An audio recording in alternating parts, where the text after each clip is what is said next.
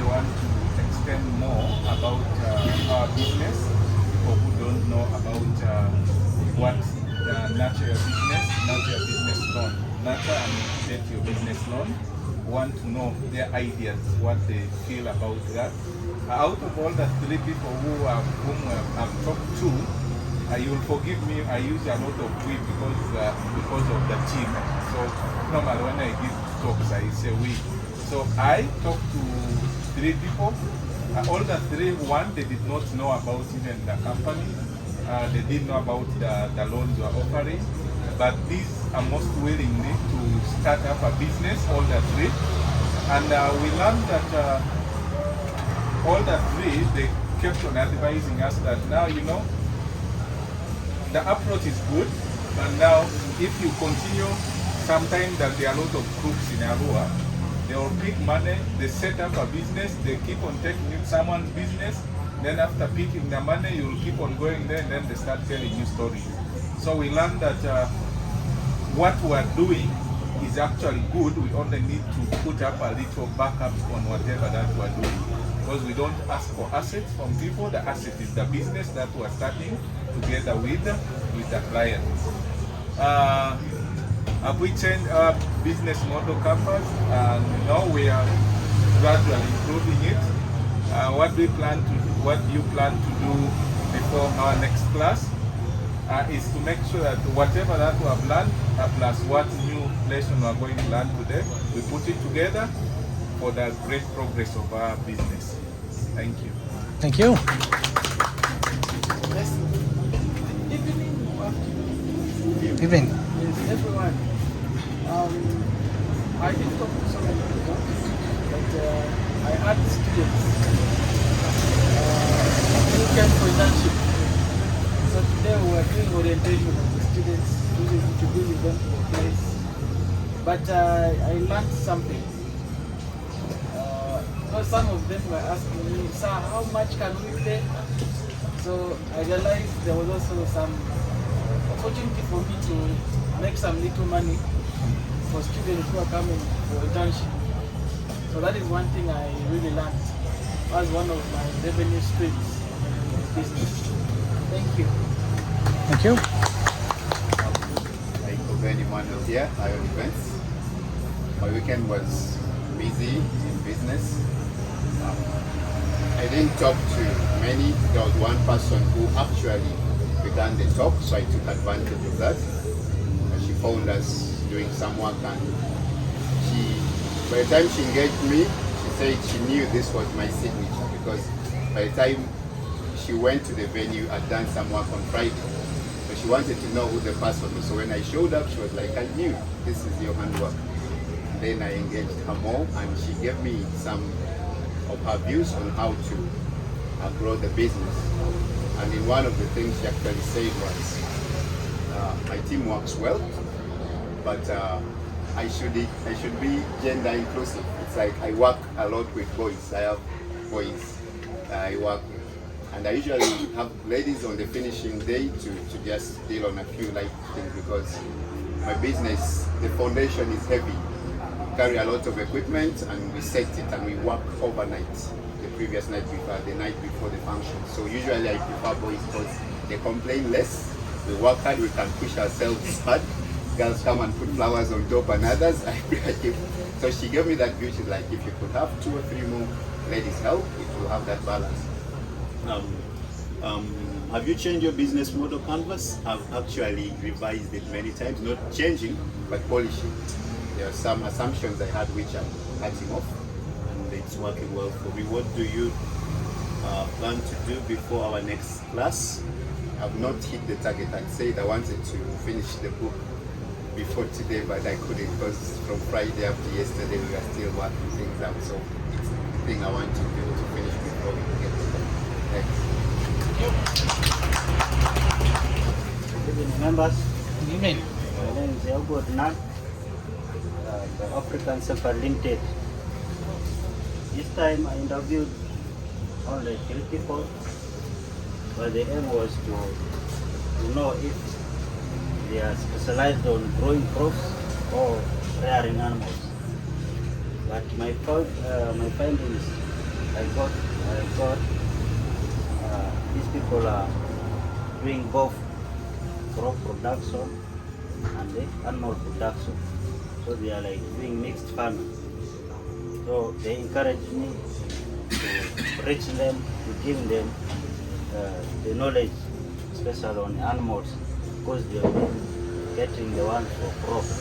So that's what I learned. I need to go back and fill that gap of training animal technologies. So have you changed your business model? Yeah, I'm in the process of changing some, but it's still at the small things. Then what I need to do before the next class, I need to revise the model again so that I change more. Thank you. My name is Matan Franco of 303 Stores. Because of time factor, I did not talk to many people.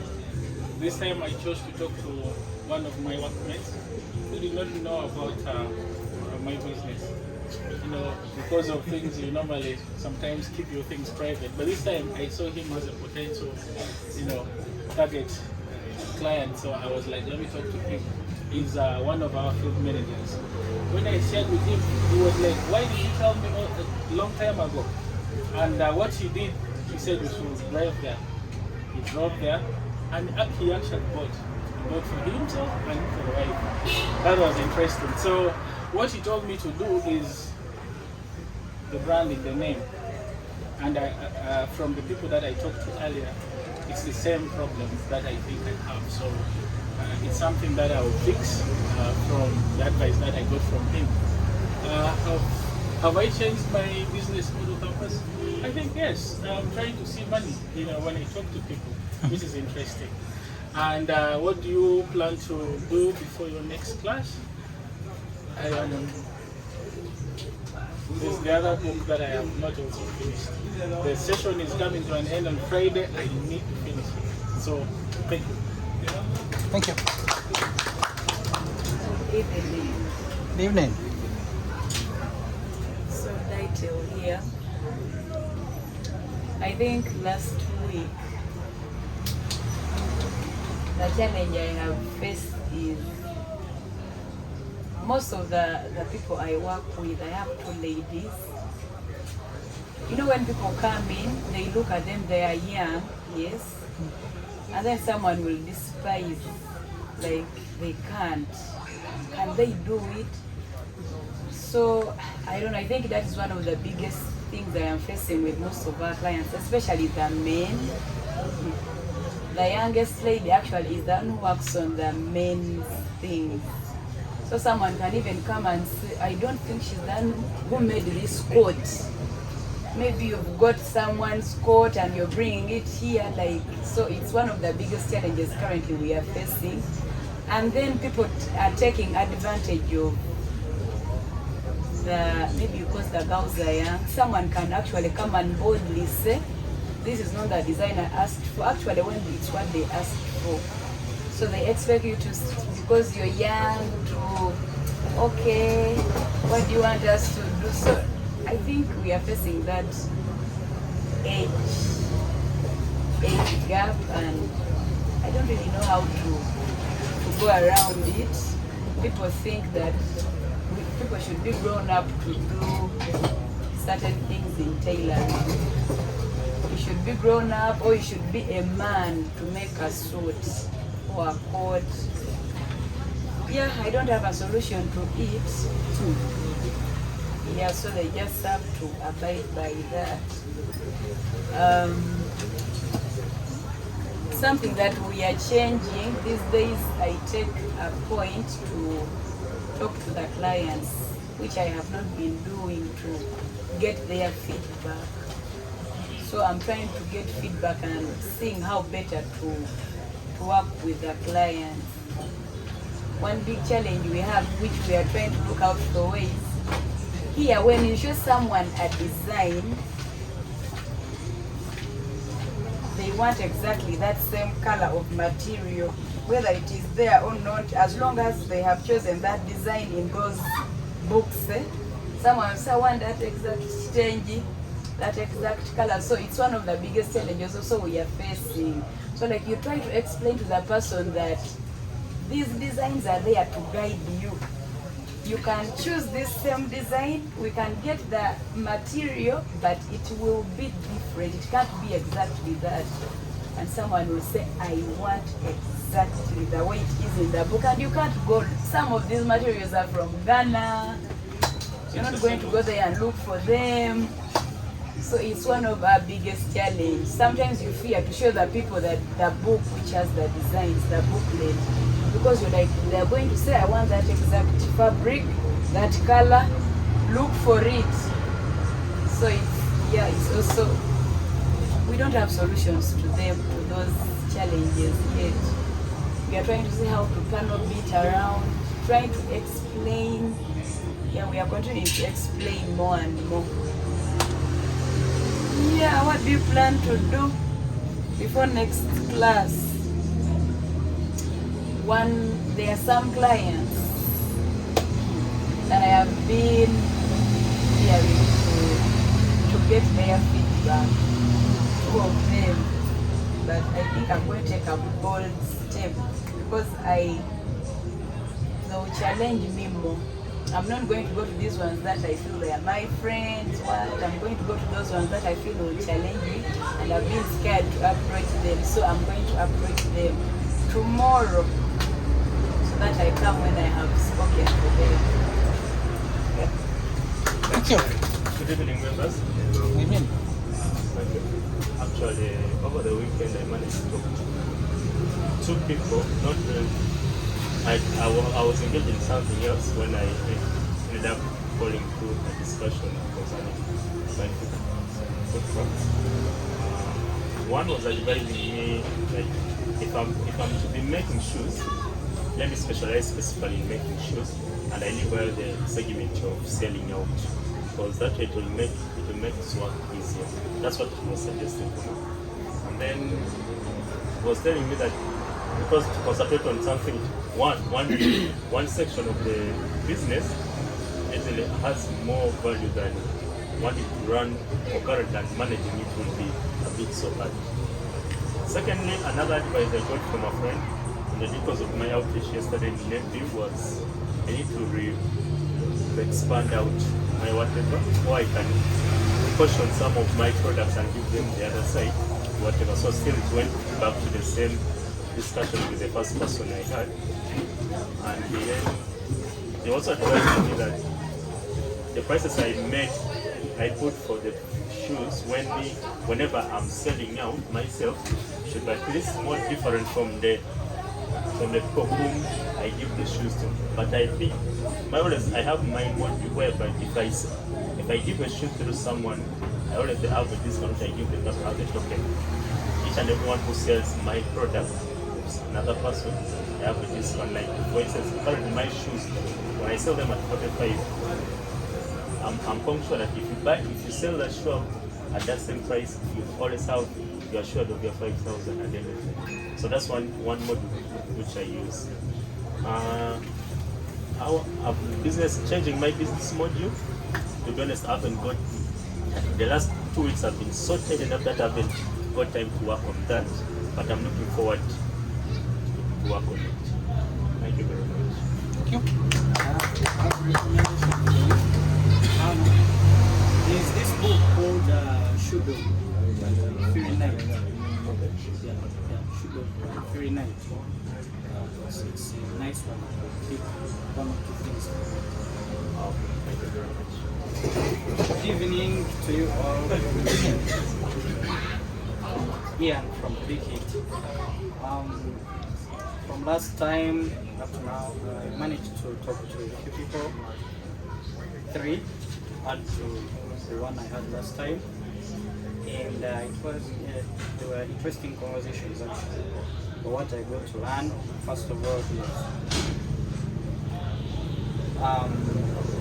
there is a huge market for fresh food. Like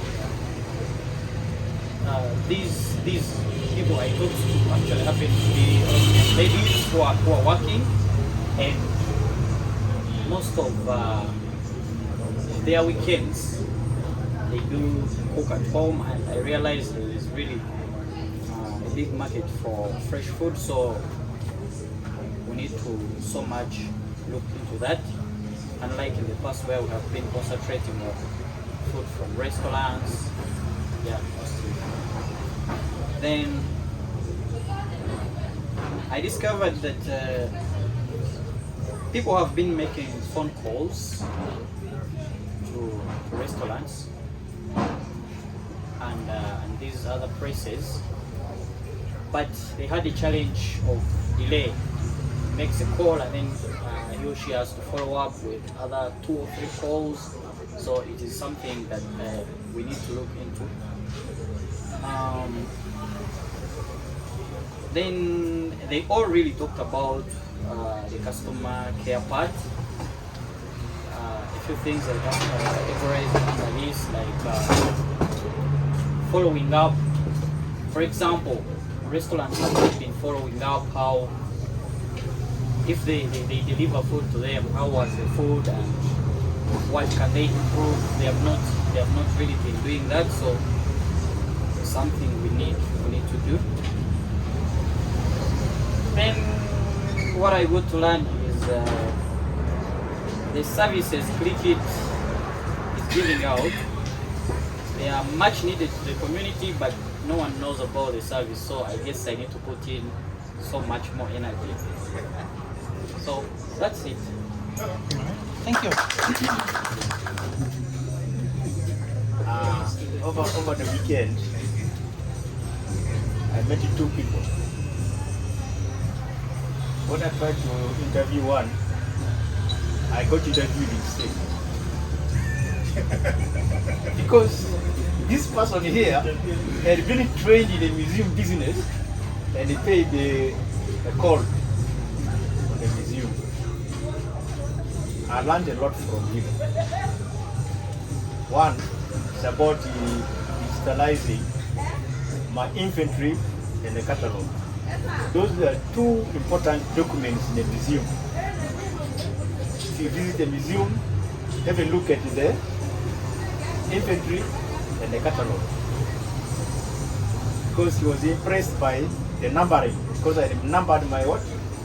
I numbered those artifacts. So you just go to the artifacts, then you go to the catalog, and you will see all the information you want. But I had a hard copy, so he advised me to have it digital, so that at the click, click on something. Yeah, at the click of a button, someone can just access the catalog. Yeah, that's one thing I learned. Then the second one, as I was interviewing, I learned something which actually scared me. Even before I got scared, there's something I learned from the visit aid. The location of the business is really very inconveniencing to at certain times, because that's the marketplace. Once people come there was a time when they were scrambling for things in the market, and it disorganizes the customer so much. We had problems about recording. So I was advised by one of my alliances that we should get a place where we can build a local homestay and those artifacts in the right places, so that once a tourist comes in, a visitor comes in, the customer can see where this used to be in a what? In a local homestay. On the side note, we also learned that very soon they are going to disengage people from Gaga Market, because they are going to reconstruct it. So these people will now again come back to these markets here, and the place is going to be flooded. It's a lesson that I should be looking for a better place before that happens. Because once these people of Hoka come there, you see the activities and the movements. Yeah? It will even be very difficult to locate us. Once that one happens, be in the middle of the market, that will be very inconvenient. Thank you very much. Stanley Allen is my name. Leicester Medical Center is the business that I have. It's a medical business. I have not been around, but I was able to speak to 8 potential clients. 3 were here. When I just arrived, I spoke to 3, and 5 were in Gulu, the potential clients.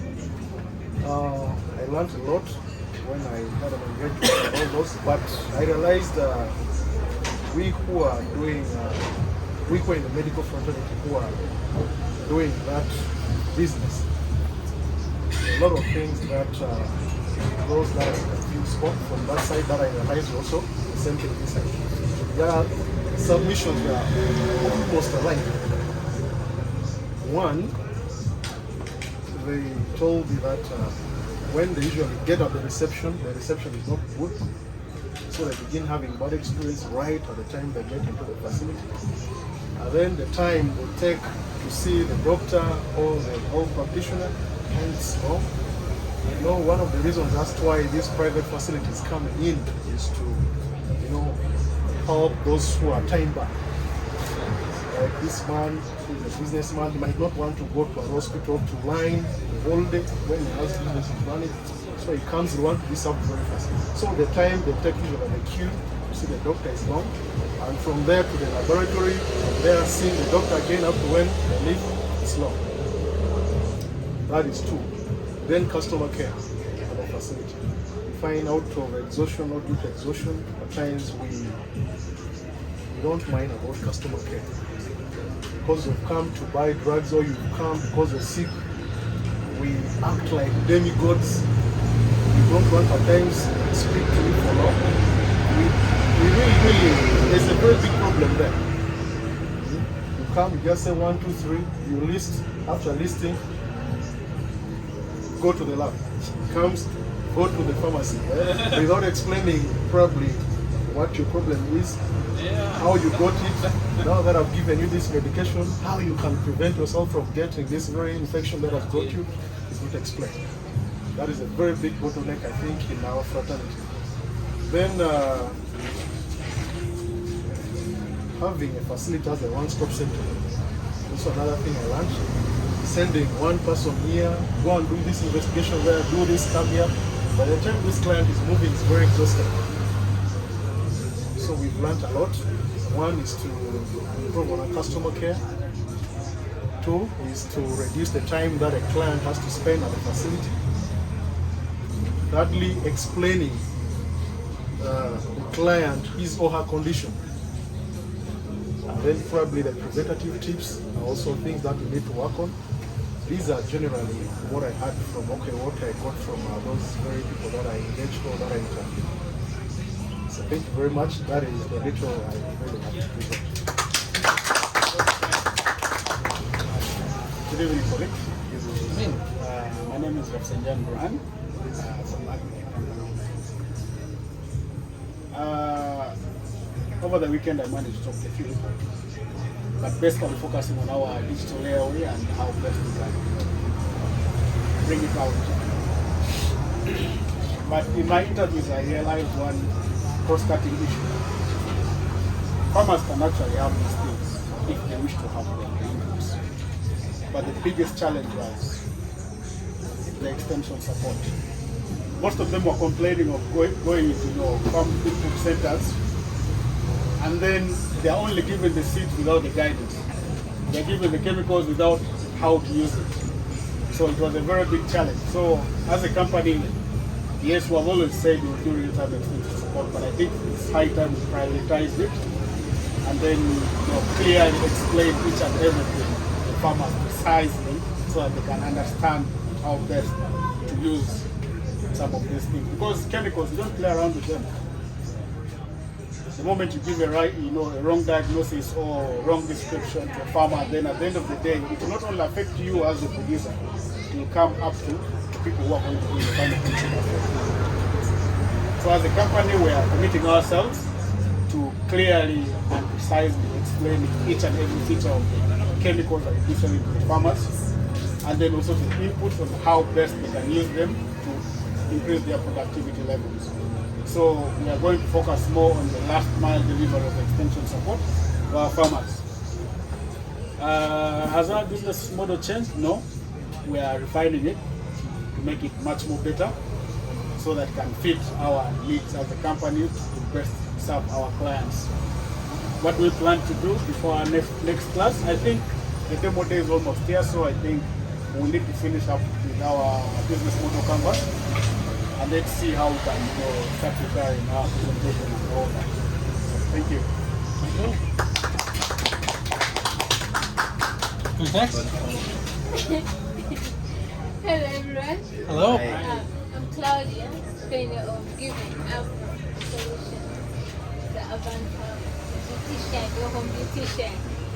So I didn't actually interview, I just had a discussion yesterday and Saturday when I was finishing up with my demo.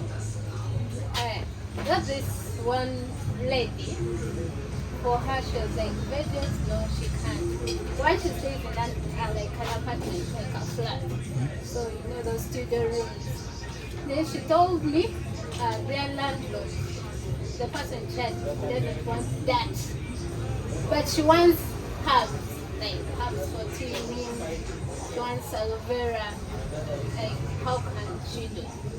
So then I was about to, okay, maybe can we introduce the hanging gardens where we put the herbs in containers, then we hang them up because the gentleman says no that.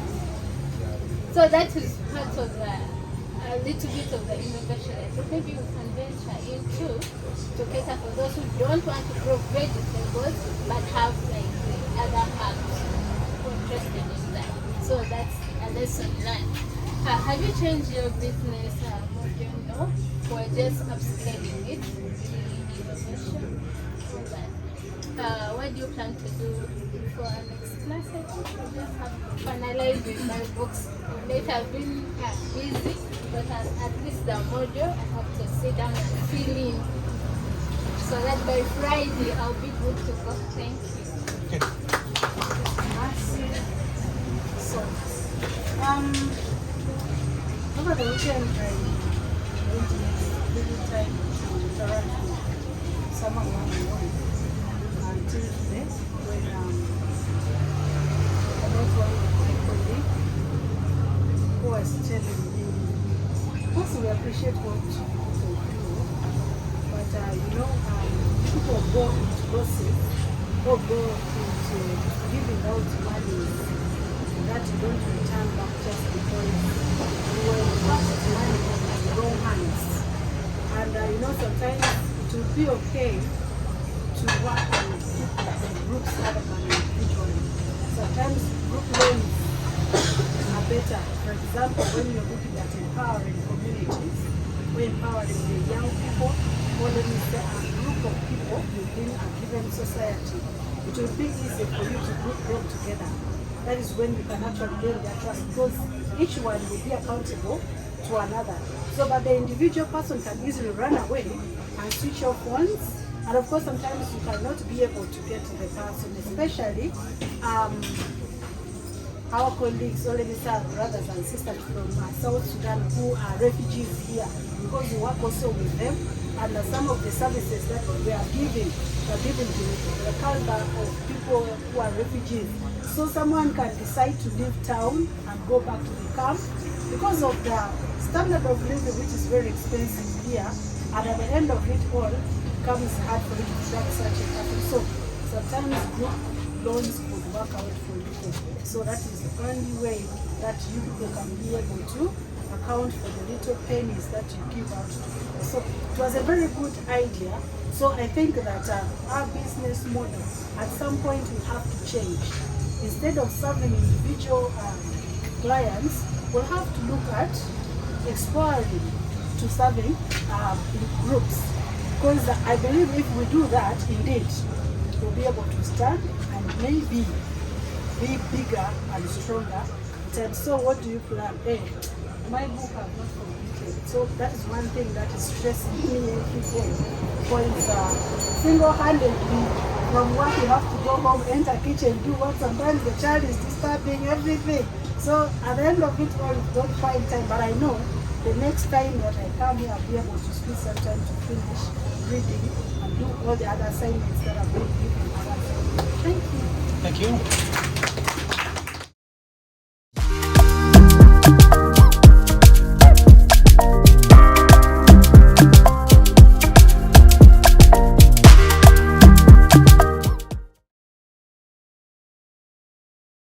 Three boxes today: activities, partners, and resources.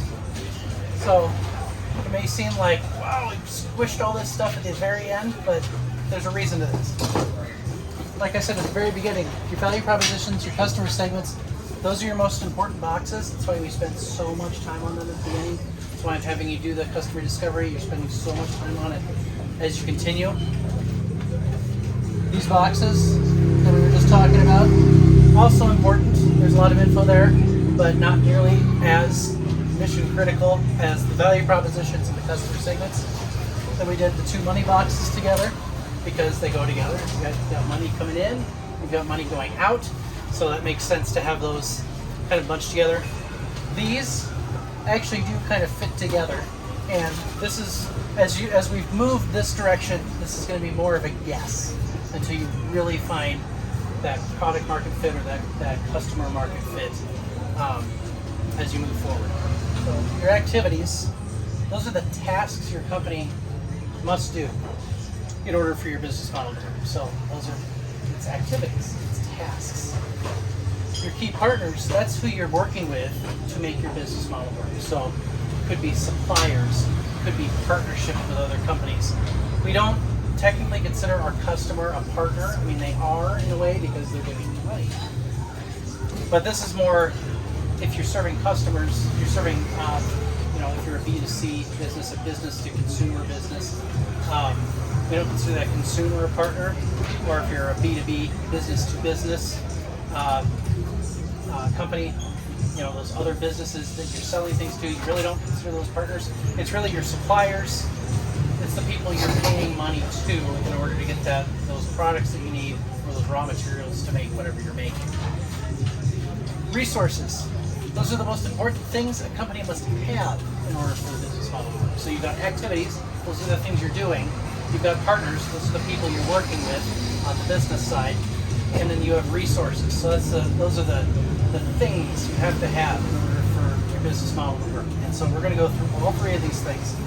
All of this stuff is in your course outline, so there's going to be a lot of stuff on the next 3 slides. You don't have to frantically scribble things down. It's there. If you just want to underline, make some notes, that sort of thing, that's fine. So your key activities, you can group this into 3 areas: production, problem solving, platform. So an activity of production, what are you making? What's you making whatever you're selling? Problem solving, if you're more of a service-based business, if you're a virtual business, like the app, the problem you're solving, you're getting food to people, you are that platform to get food. So you're both problem solving and platform. And so platform, that can be physical or virtual. Platform, delivering the thing. So that's, maybe you have a storefront. That's your platform for delivering whatever it is you're selling. If you have a website or an app, that's the platform for you to delivering your service that you're offering. So, just remember those 3 P's. And in that key activities box, whatever actions, whatever tasks you're doing, that's what goes in that box. So just think about all the different tasks you do in order for your business model to actually work. And that's it for activities. Partners. So now we're down to the partners box. There are several different types of partnerships. You can have something called a strategic alliance. That's where maybe you and another business in another city that does basically the same thing or another country, you're working together. You're not competing against each other because you really are in different markets, but it's a way maybe for you to kind of get a foothold in that market, maybe getting them, helping them, in exchange getting a foothold in this market, but you're not technically competing with each other. The best example of this, there is a strategic alliance between Nissan, which is a Japanese car company, and Renault, which is a French car company. they work together, they share parts, they share some body stuff, but there aren't a lot of Renaults being sold in Japan, and there aren't a lot of Nissans being sold in France. So they don't have the kind of overlap, and it's allowing them to compete on a more global scale against Toyota or against Ford, rather than trying to have to build either company by themselves. I don't know if you've ever heard of this word, co-opetition. So it's not misspelled, it's not competition, it's co-opetition. So it's not as spread out as a strategic alliance. It's a little closer together. You're doing the same sort of thing, but maybe it's in the same country, or maybe it's a couple businesses on either side of town that maybe don't have the resources. That maybe don't have the resources to do it on their own, but they can kind of work together and work as a greater unit together than they can as separate companies. So they can be both physical and virtual. Maybe you have some key suppliers. I feel if all the bus companies in West Nile amalgamated into one big company, they would do a better job. Yeah. So all competing for the same market. Yes. Because it works a lot better if you cooperate with people rather than trying to go after. Like when I go down the market and I see 12 stands with shoes all right next to each other, I kind of wish they were cooperating a little bit, maybe working together that way. So, but I understand why they're not. You create monopoly. Yes. Monopoly is not such a bad thing, by the way. Yeah. We tend to think that competition is the best thing, but competition is very wasteful a lot of times. Because we are all trying to do the same thing, just like we see. With everyone is doing a small shop, we're all offering the same services, we're all earning very small profits, we're all not innovative, we're all not growing, we're all staying at the same level. Someone opens a Rolex stand, 100 people open a Rolex stand. Yes. Then what does it become? So you all stay at a certain level. And how does it favor the customer? How does it favor? The monopoly is able to actually spend money in such a Your monopoly is if you have completely destroyed all of your competition, like all the competition in Uganda, gone, and you're the only person that does that. That's monopoly. If there are multiple businesses doing the same thing, but you're kind of working together, it kind of feels like monopoly, but it's technically not. So if there are anti-monopoly laws here, you're not breaking it. As long as you're not like price fixing. I know some companies got in trouble with that in the U.S., where you had 3 or 4 companies that were like, oh, we can charge this because there are only the 4 of us. And so don't do that. Don't price fix. Please don't. So key suppliers. So those are the most important people giving you whatever raw materials or whatever supplies you need to sell whatever it is you're selling. So it really can be anyone, and you can have more than one key supplier. And it's always a good idea, especially with the supply chain disruptions over the last couple of years. It's good to have more than one key supplier in each area. So a lot of computer companies are having trouble because they were only using one type of chip, and there was only one plant making it, and that plant closed down because of COVID-19. So they're just out of luck, so they're out of stock. So having more than one supplier of each product, never a bad idea. This joint new business, so that's existing businesses that kind of do the same things, but maybe they're overlapping a little bit. You just form a new business together, do that overlapping thing so you're not butting heads that way. So that's an option for a partnership. And then a purely virtual, a purely online partnership is traffic partners. So you may have heard of this. It's like you're sending traffic one place in exchange for them sending traffic to you. So you have viewers on your website. A really good example of this, at least in the U.S., we have these websites that they'll have these shocking clickbait headlines, and you think, okay, I'll buy it, I'll read this. And then you read through it, and it's the stupidest thing you've ever read. But then there are 4 other stupid articles at the bottom that you think, well, that looks kind of interesting. You click on that, and it's sending you to different websites. And you spend hours on these things, and then you quit reading them and think, why have I wasted my time on this? But that's an example of traffic partners. It's sharing audience between different similar websites. So those are different partnerships. There are all sorts of different partnerships, but these are some of the most common types of partnerships. So we're good on this? And we can come back and do questions in a minute. Finally, resources. We move to that box. There's 4 different types of key resources. Financial, physical, human, and intellectual. So they should be relatively obvious. Financial resources. It's the money you have on hand. It's the relationship you have with banking institutions. It's how much runway you have. That's why we went through that discussion the other day. Just whatever ways you have of bringing money in, those are your financial resources, either customer sales or usually you talk about financial resources like banks, investors, that sort of thing, what money you have on hand. Physical resources, so that's anything you own or are renting. That's buildings, vehicles, computers, your inventory.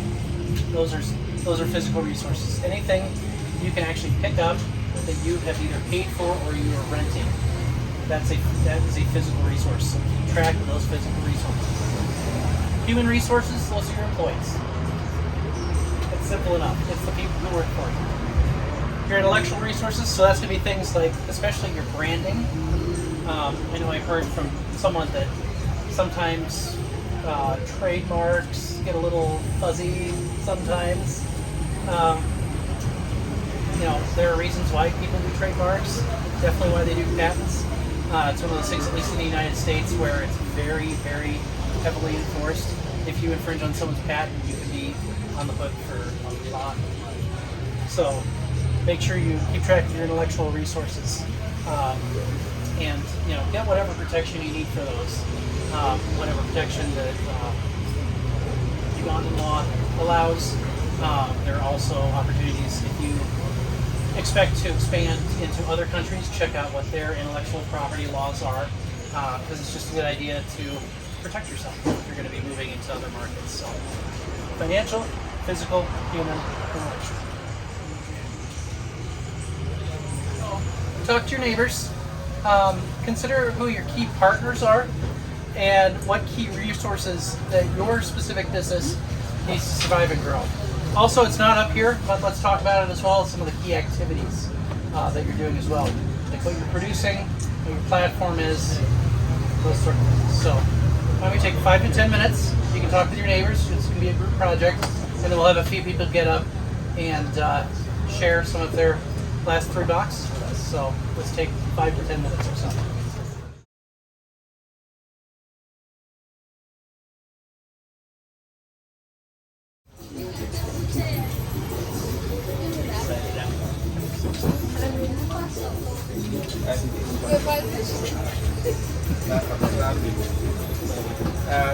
Good evening once again. Robert Anderman, Remote Global Solutions. Our key partners, we do strategic alliance. Now, why do we do strategic alliance? Sometimes we have there are companies we partner with.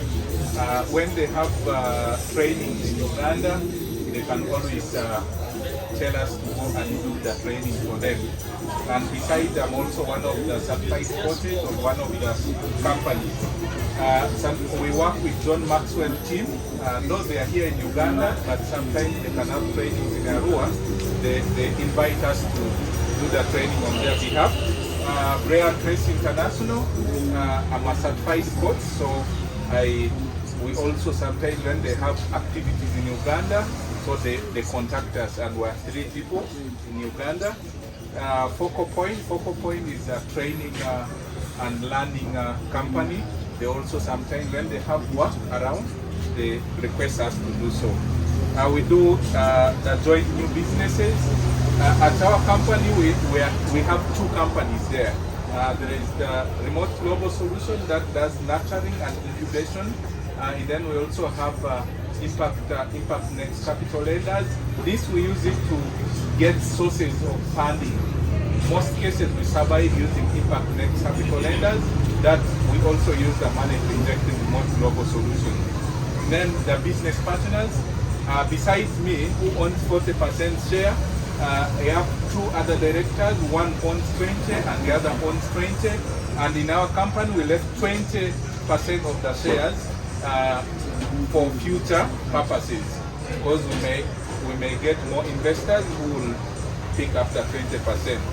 And then the key resources, financials, we need definitely the cash, and we also have good relationship with the banks, Stanbic Bank and Absa Bank. So anytime I go there, they always massage my back. Physical resources, building, we are renting currently a smaller room, but we hope in future we are going to have our own building. And the directors have their cars, like for me, I was telling my team there that me I speak for now, but soon we'll see what to do. For transport, we'll need that, but now we can use the public means we keep on using. Human resource, we have workers working with us. Thank you. Thank you. Hello everyone, this is Claudia for Giving Agri-Solutions. Who are your most likely key partners? Most sense for us we do the key suppliers. The suppliers we use.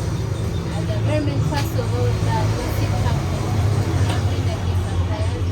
Also the fellow dealers, little dealers like African Shepherd, Romeo there, aggregates.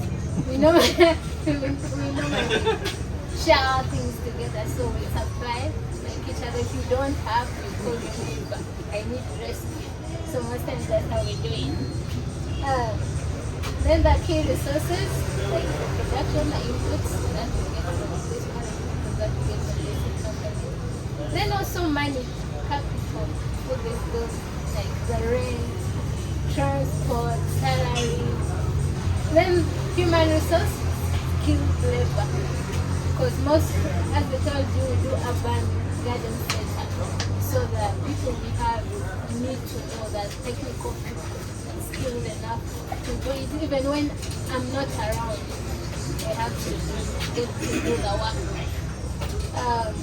Yeah, thank you. Thank you. Who's that? Yes, good evening. Good evening. This is Director Lems.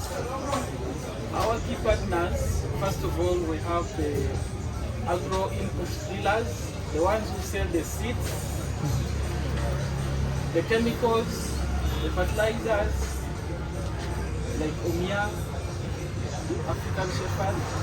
So because I come to fill in the gap, so when their customers come and look for the seedlings, they can refer them to OSB. Then I also have the agricultural extension officers, the local government level, at the private level. Then the seed companies, like the ones that supply the seeds to these agro-dealers. Then we have the NGOs that do livelihood, supporting farmers, especially in the vegetable production. So when they need the ready seedlings, I'm here to provide that.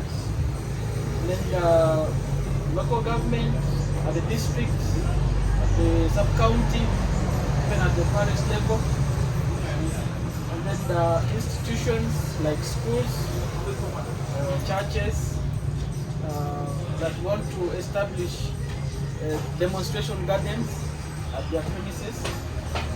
Then the key resources, first of all, we need human resource, both casual labor and the skilled labor. The skilled labor, specifically the agronomists, to do the extension support to the farmers who buy seedlings from us.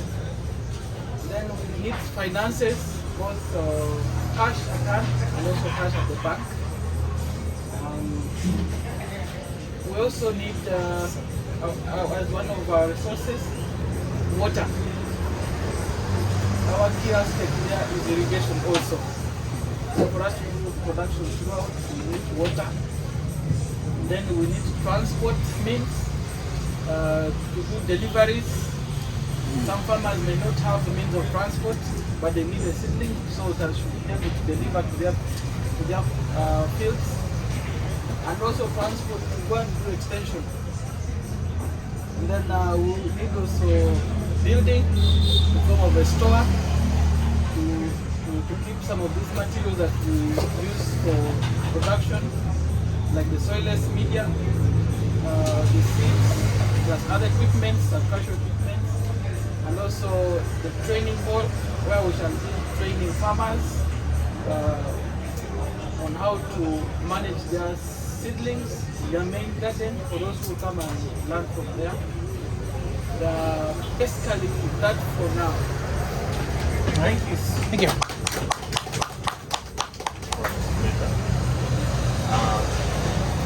Who are your most likely key partners? My most likely partners are my key suppliers, people who supply me like with the raw materials which I make with the t-shirts, like the leather manufacturers, one of my key suppliers. Then automotive repair service centers, the garages, the motor vehicle garages are some of my key partners. These are for whom mostly we use for when we need the tires, because we use the vehicle tires to make as part of our raw materials for making the shoe for the soles. So those are some of our key partners. Then our key resources that our business needs for survival. One, the financial resources is obvious, the cash. We need the running cash for the business, sustainability. Secondly, the physical resources we need majorly when it comes to the machines we use for the production process. We need those physical resources. Thirdly, the intellectual resources. The intellectual resources will come about the branding aspect, how to brand our products. Mostly we need to brand them, so for that purpose we need that one. Then human resource, I might be specific on that one in terms of most of the skilled labor. People have the skills in the shoemaking are the most people that I really consider to look forward for. Our key partners are seed companies, the ones who supply seeds. We have chemical companies, the ones who supply us with the agrochemicals, fungicide and those fertilizers. Then we have animal drug suppliers, we have animal vaccine suppliers, we have hardware, some of the bigger hardware. They also our key partners. So they supply the farm tools like hoes, wheelbarrow, hangers, those are the ones. Then also input dealers, sometimes we get things from them. Also NGOs, sometimes they contract other partners to come and train us on some key things so that we deliver quality to farmers, and they benefit by those farmers training them, improving their lives. Then also, okay, our key resources. Mostly financially we have cash at hand and the one in the bank. So that one helps us a lot. Also physical resources. We have to rent. The house is not there, you are not operating. Then we have motorcycles to reach farmers in the villages. Those trainings, we need those machines. We have grinders to do our printing work, especially the minor work. But the major ones, we normally conduct our major suppliers to, like these t-shirts. We are not the ones doing it. We have our suppliers to bring. Then also things like cameras to take photos, those are some of the physical resources we have. Then human resources is mostly employees. This one comprises of part-time and full-time. Thank you. Good evening, ladies and gentlemen. Good evening. Yeah, thank you very much.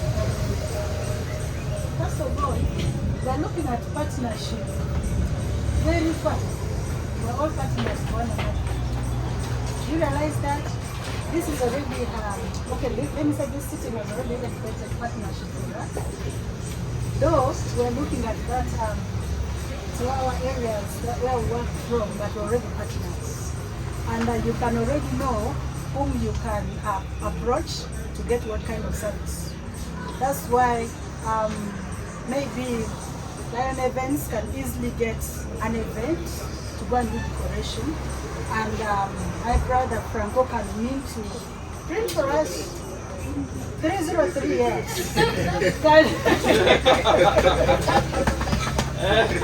Yeah, can easily provide for us a service. For example, you need maybe branded jumpers for your organization. You find that you already have a partner to consult. Yeah. Getting back to where I work, the key partners, of course, we look at organizations that deal in similar activities that we do, like World Vision. There are many partners. I don't want to mention all of them. Of course, that is for the good, because you know you're competing to serve one goal. So at the end of it all, you have to be friends. And of course the banks, and of course the community, and the people you serve, they have to be your partners, because they can also support you. And coming to you is already support. By the way, to you, to get a service, that person becomes automatically a partner to you. And then we also have these suppliers, because when we are buying machines to these women, all the youth that are passing out, normally buy in bulk. So we will need a particular supplier to supply these machines for us to our premises. Yeah, of course, joint new businesses sometimes may not work out for us, but as I said, if it is a group like this who comes up with the idea, it can easily work. But out there, it's a bit difficult. Yeah, our key resources are the financial resources. Yes, cash is always necessary. We cannot run away from that. We have physical resources. Most of us here cannot tell us to work out there. At least we have the buildings that we are renting to run our businesses. The vehicles, even if we hire them, still they are very necessary. The machinery, yeah, of course, any printery or anything that you use is very important. As we have some of them that belong to us, or sometimes we hire them from other places to make actually life easy and to make service provision very simple. We have also human resource, yeah, those trainings, and of course the loan officers all have to be there. Even if there are scurries, the place has to be kept secure, so that the people who come there know that their security is guaranteed. So whether full-time, part-time, it's very necessary. Yeah, thank you. Thank you. Your concluding act.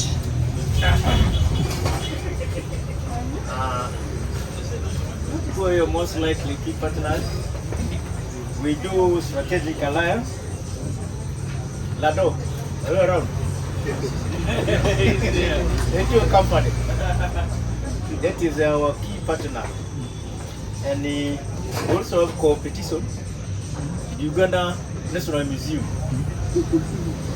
In fact, I'm the focal person in the construction of the new regional museum in Kirikiri here. They consult me for design and for ideology, but we're doing the same thing.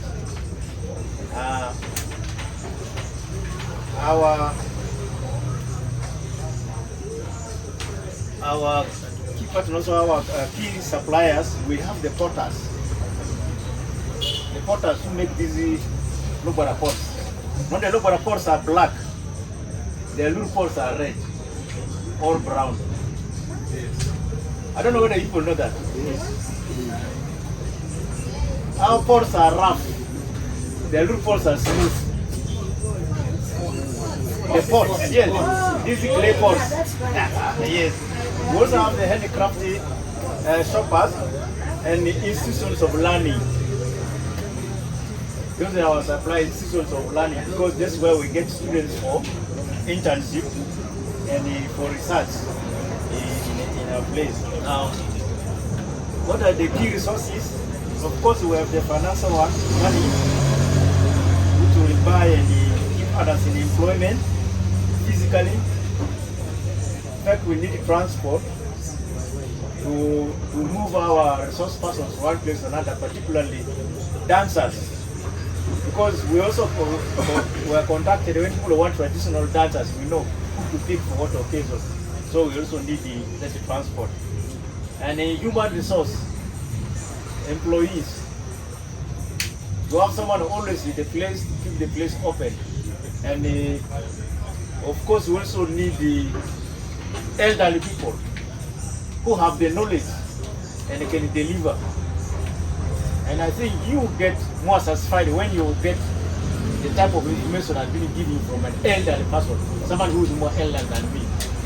Just a few minutes ago, I asked them whether they want to see African poison, the Lobara poison.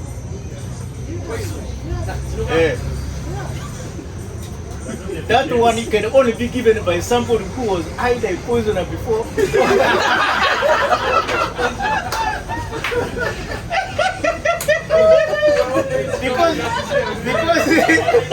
because the thing has spiritual chemical component.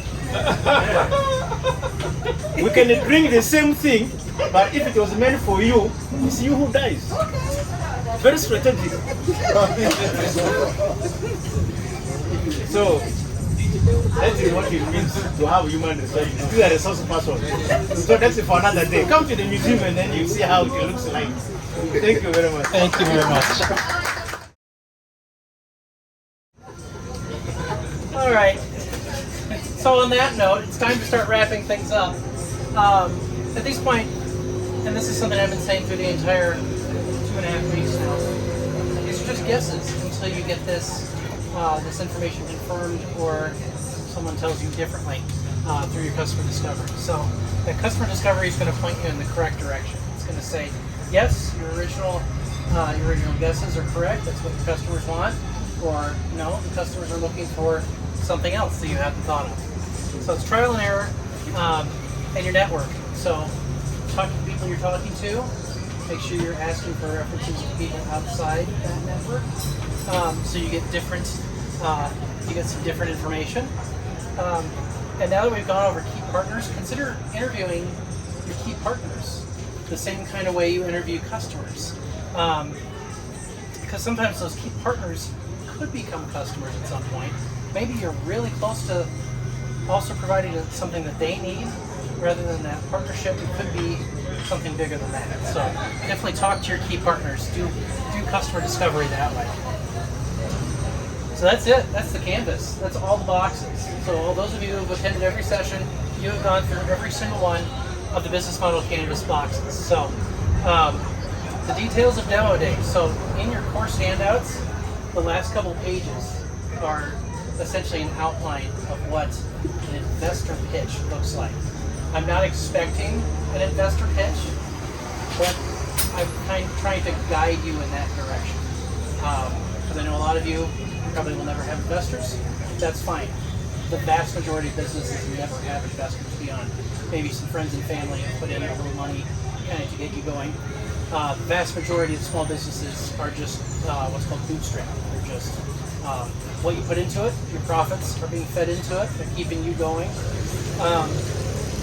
But it's good to know the sort of things that are in there, those last couple pages. So, you know, you can talk about your value proposition, you talk about the problem you're solving. You know, if you've got a team, make sure you get a picture of your team and put that in the presentation. So we're going to go through all of that, but just wanted to direct your attention to that so you can start looking at it before Wednesday.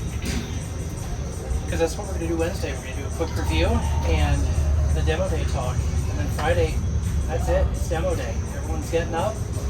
Maximum 7 minutes each for your presentations. So we will be timing you. And I suggest you time yourself so you're not halfway through your story and we cut you off in 7 minutes. So we don't want to do that.